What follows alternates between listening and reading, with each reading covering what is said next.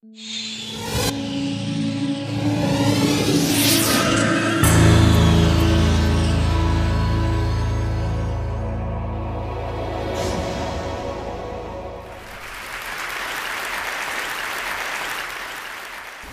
do you explain when things don't go as we assume? Or better, how do you explain when others are able to achieve things that seem to defy all of the assumptions? For example, why is Apple so innovative? Year after year after year after year, they're more innovative than all their competition. And yet, they're just a computer company. They're just like everyone else. They have the same access to the same talent, the same agencies, the same consultants, the same media. Then why is it that they seem to have something different? Why is it that Martin Luther King led the civil rights movement? He wasn't the only man who suffered in a pre-civil rights America, and he certainly wasn't the only great orator of the day. Why him? And why is it that the Wright brothers were able to figure out controlled powered manned flight when there were certainly other teams who were better qualified, better funded, and they didn't achieve powered manned flight, and the Wright brothers beat them to it? There's something else at play here. About 3.5 years ago, I made a discovery, and this discovery profoundly changed my view on how I thought the world worked, and it even profoundly changed the way in which I operate in it. As it turns out, there's a pattern. As it turns out, all the great and inspiring leaders and organizations in the world, whether it's Apple or Martin Luther King or the Wright brothers, they all think, act, and communicate the exact same way, and it's the complete opposite to everyone else. All I did was codify it. And it's probably the world's simplest idea. I call it the golden circle.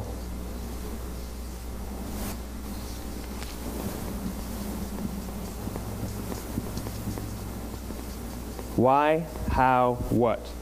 This little idea explains why some organizations and some leaders are able to inspire where others aren't. Let me define the terms really quickly. Every single person, every single organization on the planet knows what they do, 100%.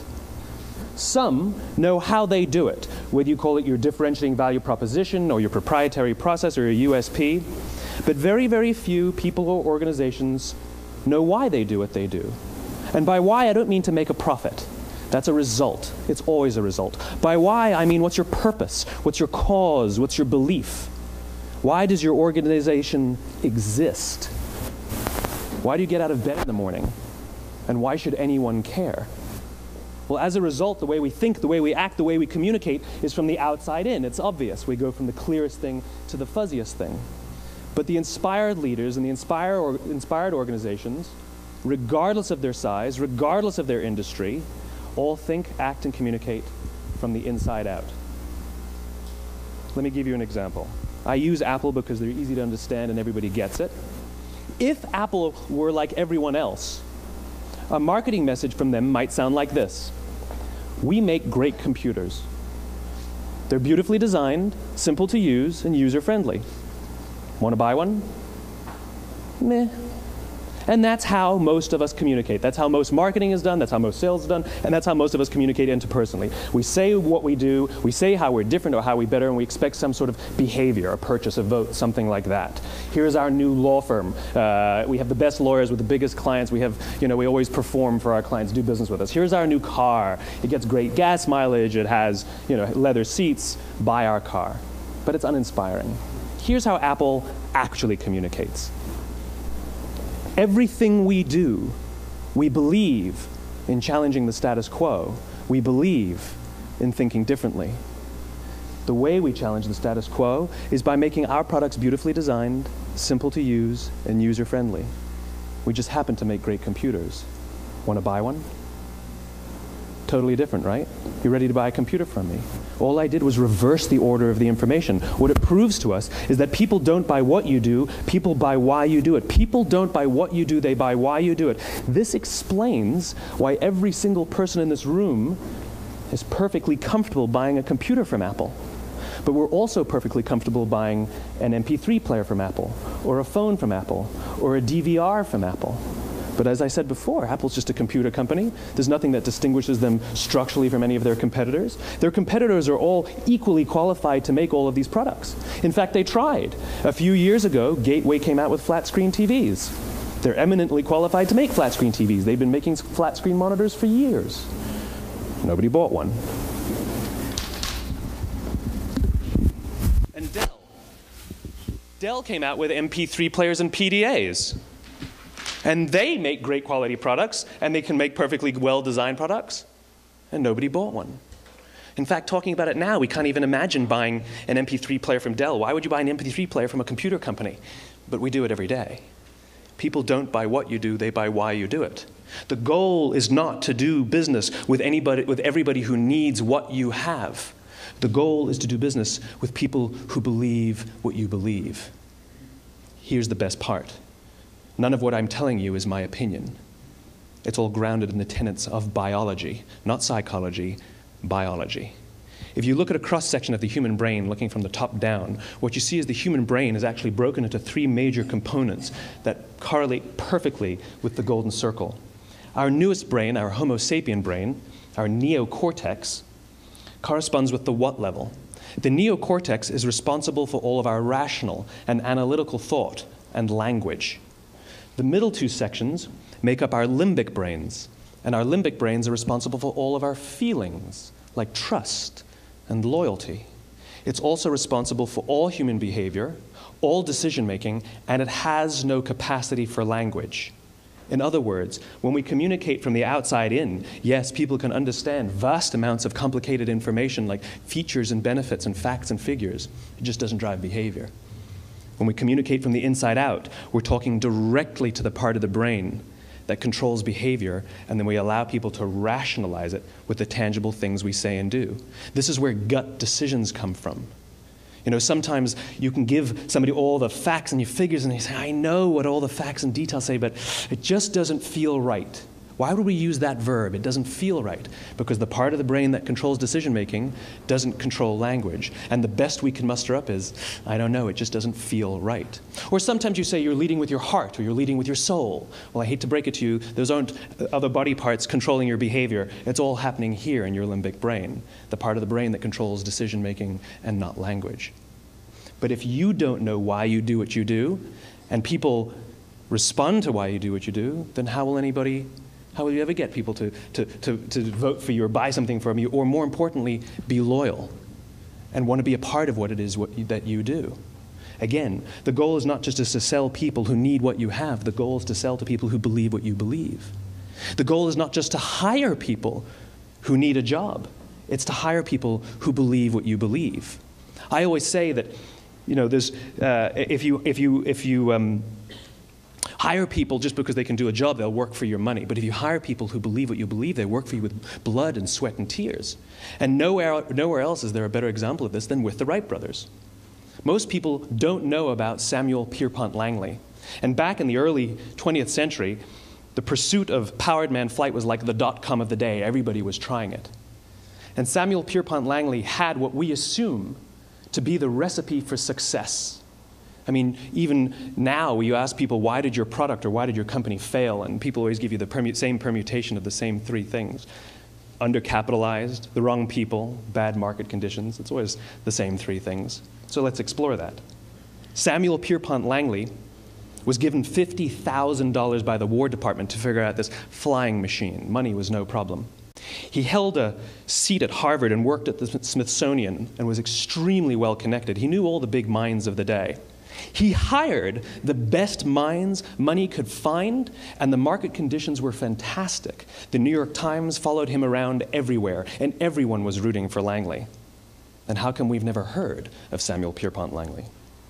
A few hundred miles away in Dayton, Ohio, Orville and Wilbur Wright. They had none of what we consider to be the recipe for success. They had no money. They paid for their dream with the proceeds from their bicycle shop. Not a single person on the Wright brothers' team had a college education, not even Orville or Wilbur. And the New York Times followed them around nowhere. The difference was Orville and Wilbur were driven by a cause, by a purpose, by a belief. They believed that if they could figure out this flying machine, it'll change the course of the world. Samuel Pierpont Langley was different. He wanted to be rich, and he wanted to be famous. He was in pursuit of the result. He was in pursuit of the riches. And lo and behold, look what happened. The people who believed in the Wright brothers' dream worked with them with blood and sweat and tears. The others just worked for the paycheck. And they tell stories of how every time the Wright brothers went out, they would have to take 5 sets of parts because that's how many times they would crash before they came in for supper. And eventually, on December 17th, 1903, the Wright brothers took flight. And no one was there to even experience it. We found out about it a few days later. And further proof that Langley was motivated by the wrong thing, the day the Wright brothers took flight, he quit. He could have said, "That's an amazing discovery, guys. Now we'll improve upon your technology." But he didn't. He wasn't first. He didn't get rich. He didn't get famous. So he quit. People don't buy what you do, they buy why you do it. And if you talk about what you believe, you will attract those who believe what you believe. Well, why is it important to attract those who believe what you believe? Something called the law of diffusion of innovation. And if you don't know the law, you definitely know the terminology. The first 2.5% of our population are our innovators. The next 13.5% of our population are our early adopters. The next 34% are your early majority, your late majority, and your laggards. The only reason these people buy touch-tone phones is because you can't buy rotary phones anymore. We all sit at various places at various times on the scale, but what the law of diffusion of innovation tells us is that if you want mass market success or mass market acceptance of an idea, you cannot have it until you achieve this tipping point between 15 and 18% market penetration, and then the system tips. And I love asking businesses, what's your conversion on new business? And they love to tell you, oh, it's about 10%, proudly. Well, you can trip over 10% of the customers. We all have about 10% who just get it. That's how we describe them, right? That's like that gut feeling, oh, they just get it. The problem is, how do you find the ones that just get it before you're doing business with them versus the ones who don't get it? So it's this here, this little gap, that you have to close, as Geoffrey Moore calls it, crossing the chasm. Because you see, the early majority will not try something until someone else has tried it first. And these guys, the innovators and the early adopters, they're comfortable making those gut decisions. They're more comfortable making those intuitive decisions that are driven by what they believe about the world, and not just what product is available. These are the people who stood online for 6 hours to buy an iPhone when they first came out, when you could have just walked into the store the next week and bought one off the shelf. These are the people who spent $40,000 on flat-screen TVs when they first came out, even though the technology was substandard. And by the way, they didn't do it because the technology was so great.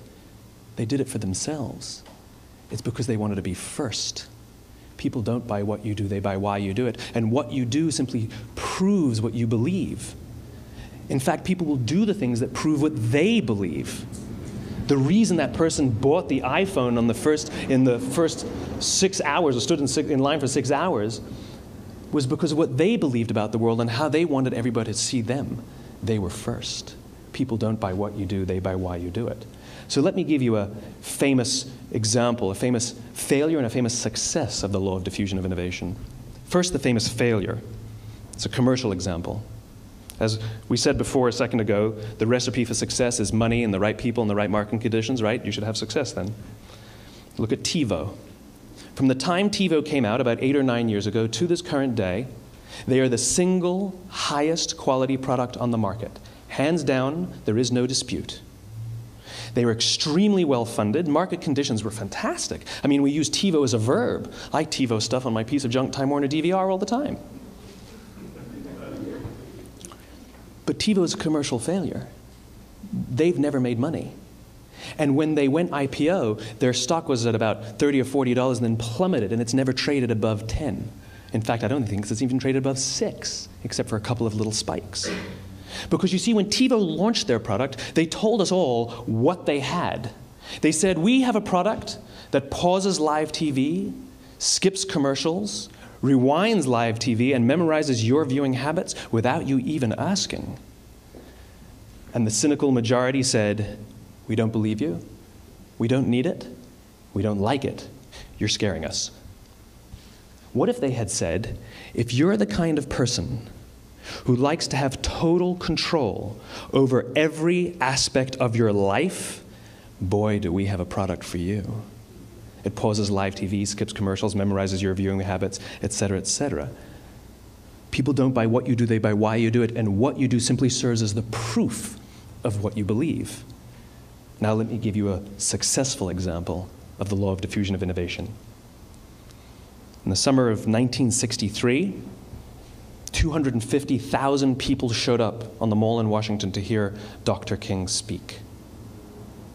They sent out no invitations, and there was no website to check the date. How do you do that? Well, Dr. King wasn't the only man in America who was a great orator. He wasn't the only man in America who suffered in a pre-civil rights America. In fact, some of his ideas were bad. But he had a gift. He didn't go around telling people what needed to change in America. He went around and told people what he believed. I believe, I believe, I believe, he told people. And people who believed what he believed took his cause and they made it their own, and they told people. And some of those people created structures to get the word out to even more people. And lo and behold, 250,000 people showed up on the right day, on the right time to hear him speak. How many of them showed up for him? 0. They showed up for themselves.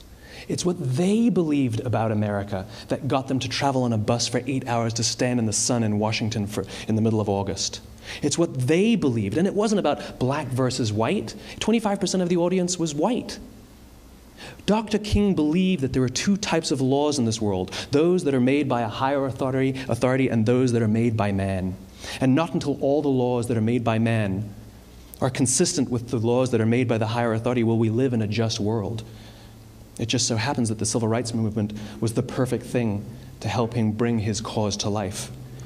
We followed him not for him, but for ourselves. And by the way, he gave the I have a dream speech, not the I have a plan speech.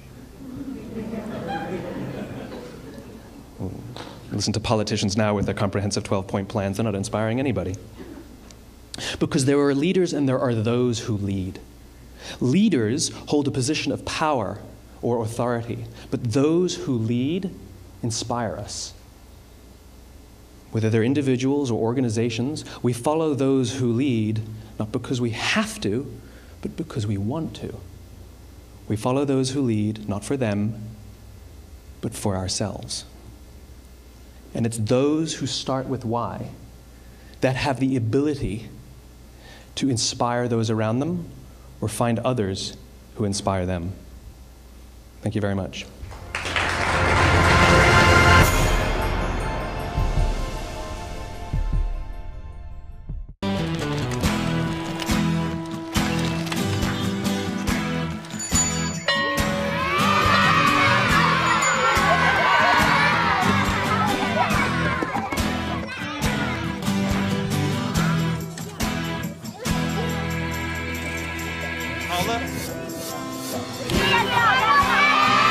Sharing.